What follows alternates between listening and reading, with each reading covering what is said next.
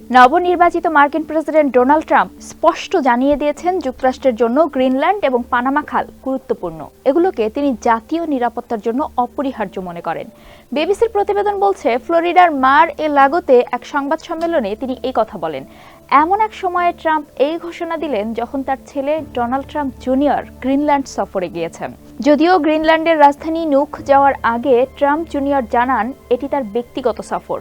তিনি সাধারণ মানুষের সঙ্গে কথা বলবেন ও ভিডিও ফুটেজ সংগ্রহ করবেন, তবে কোনো সরকারি কর্মকর্তার সঙ্গে বৈঠকের পরিকল্পনা তার নেই। এদিকে ডেনমার্কের স্বায়ত্তশাসিত এলাকা গ্রিনল্যান্ড বা পানামা খাল অধিগ্রহণে সামরিক বা অর্থনৈতিক শক্তি ব্যবহারের প্রশ্নে কোনো নিশ্চয়তা দেননি ট্রাম্প। তিনি বলেন, না, আমি এই বিষয়ে নিশ্চয়তা দিতে পারছি না, তবে আমি এটা বলতে পারি অর্থনৈতিক নিরাপত্তার জন্য এগুলো আমাদের দরকার। ট্রাম্প আরও ঘোষণা দিয়েছেন, কানাডাকে যুক্তরাষ্ট্রের অংশ করার চেষ্টা করতে তিনি অর্থনৈতিক শক্তি ব্যবহার করবেন। তিনি যুক্তরাষ্ট্র কানাডা সীমান্তকে কৃত্রিমভাবে আঁকা রেখা বলছেন। এই দুই দেশের মধ্যকার সীমান্ত বিশ্বের যে কোনো দুই দেশের মধ্যকার সবচেয়ে দীর্ঘ সীমান্ত। 1700 সালের শেষের দিকে যুক্তরাষ্ট্র প্রতিষ্ঠার সময় করা চুক্তিতে এই সীমান্ত নির্ধারণ করা হয়েছিল। ট্রাম্প বলেছেন, যুক্তরাষ্ট্র কানাডাকে রক্ষায় প্রতি বছর বিলিয়ন ডলার ব্যয় করে।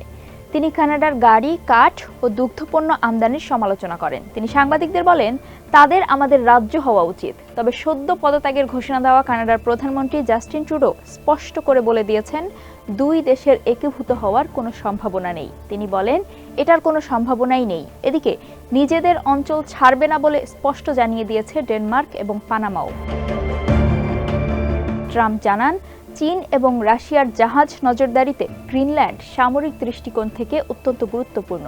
তিনি বলেন, তারা সর্বত্র ছড়িয়ে আছে। তিনি সাংবাদিকদের আরও বলেন, আমি মুক্ত বিশ্ব রক্ষার কথা বলছি। তবে ট্রাম্পের ছেলের সফর সম্পর্কে জিজ্ঞাসা করা হলে ডেনমার্কের প্রধানমন্ত্রী মিতে ফ্রেডরিকসেন ডেনিশ টেলিভিশনে বলেছেন, গ্রিনল্যান্ড গ্রিনল্যান্ডবাসীর, কেবল স্থানীয় জনগণই এর ভবিষ্যৎ নির্ধারণ করতে পারে।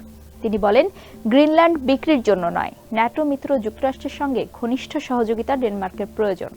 গ্রিনল্যান্ড উত্তর আমেরিকা থেকে ইউরোপে যাওয়ার সবচেয়ে ছোট রুটে অবস্থিত। সেখানে একটি বড় আমেরিকান মহাকাশ স্থাপনা রয়েছে।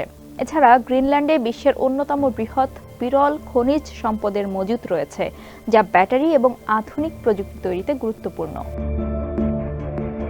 সংবাদ সম্মেলনে ট্রাম্প পরিবেশগত নিয়ম, যুক্তরাষ্ট্রের নির্বাচন ব্যবস্থা এবং তার বিরুদ্ধে চলমান বিভিন্ন মামলা নিয়ে আলোচনা করার পাশাপাশি প্রেসিডেন্ট জো বাইডেনের সমালোচনা করেন। তিনি মেক্সিকো উপসাগরের নাম পরিবর্তন করে আমেরিকা উপসাগর রাখার প্রস্তাব দেন। এছাড়া বায়ু বিদ্যুতের বিরুদ্ধে কথা বলেন। তিনি দাবি করেন, বায়ুচালিত টারবাইন তিমিদের পাগল বানাচ্ছে। পুনর্নির্বাচিত হওয়ার পর থেকেই ডোনাল্ড ট্রাম্প বারবার যুক্তরাষ্ট্রের ভূখণ্ড বৃদ্ধির কথা উল্লেখ করেছেন, যার মধ্যে পানামা খাল পুনর্দখলের পরিকল্পনাও রয়েছে। সংবাদ সম্মেলনে তিনি বলেন, পানামা খাল আমাদের দেশের জন্য অপরিহার্য। তার দাবি, এটি চীনের নিয়ন্ত্রণে পরিচালিত হচ্ছে। এর আগে ট্রাম্প অভিযোগ করেছিলেন, পানামা যুক্তরাষ্ট্রের জাহাজগুলো থেকে খালের ব্যবহার বাবদ অতিরিক্ত চার্জ নিচ্ছে। পানামার প্রেসিডেন্ট হোসে রাউল মুলিনো ট্রাম্পের এই দাবিকে নাকচ করে বলেন, খালে চীনের কোনো ধরনের হস্তক্ষেপ নেই। পানামা খালের প্রবেশ মুখের দুটি বন্দর পরিচালনা করে হংকং ভিত্তিক কোম্পানি সিকে হাচিসন হোল্ডিংস। খালটি 1900 সালের প্রথম দিকে নির্মাণ করা হয়েছিল।